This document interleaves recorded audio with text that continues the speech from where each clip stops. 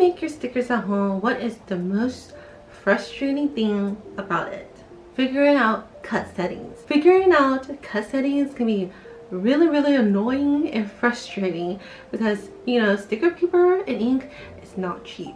There's so many different types of sticker papers. Not only that, there are a lot of different brands. Every type of glossy vinyl sticker paper is not going to be the same from one brand to the other. Let me show you how you can figure out your cut settings without too much hassle and stress. I am going to be using Silhouette Studio and the Silhouette Portrait 2, but you can take what I say and translate it to whatever program and sticker maker that you're using.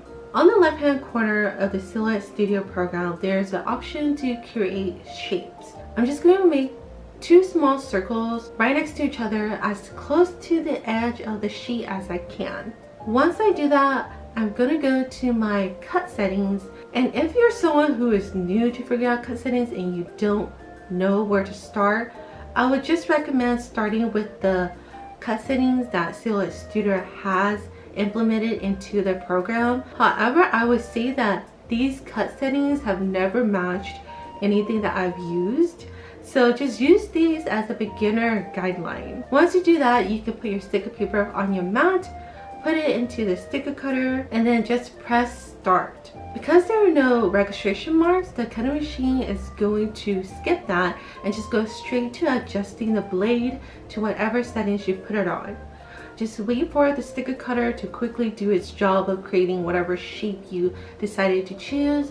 And then once it's done, just take it out and check the sticker paper and see how much it has cut through. If the sticker paper has not cut the way you wanted it, all you're gonna do is gonna make more shapes right beside the shapes that you just created in your program, but make sure you delete the previous shapes so the machine doesn't cut those shapes again. After that, you want to make sure you do a little bit of adjustments to your cut settings. Usually I like to go up 2 to 3 numbers at a time for each setting, and usually I leave the blade speed, and once I've done the adjustments, I just run it through again and see if the sticker paper has cut how I wanted it to cut.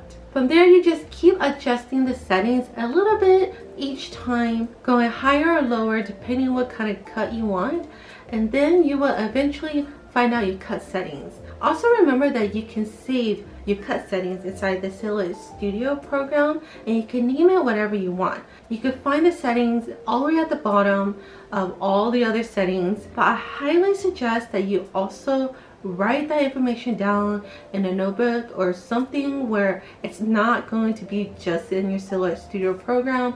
I've had times where it has magically disappeared. This has only happened I think one time, and I'm someone who has not updated my Silhouette Studio program ever because I have never felt the need to, but one day it magically disappeared. It was the most frustrating experience of my life. I hope that you will have a lot better of an experience with your sticker cutting adventure. If you have any questions, feel free to write them down below in the comments. If I can answer them, I'll be more than happy to do so. Thank you so much for watching, and I will talk to you next time. Bye!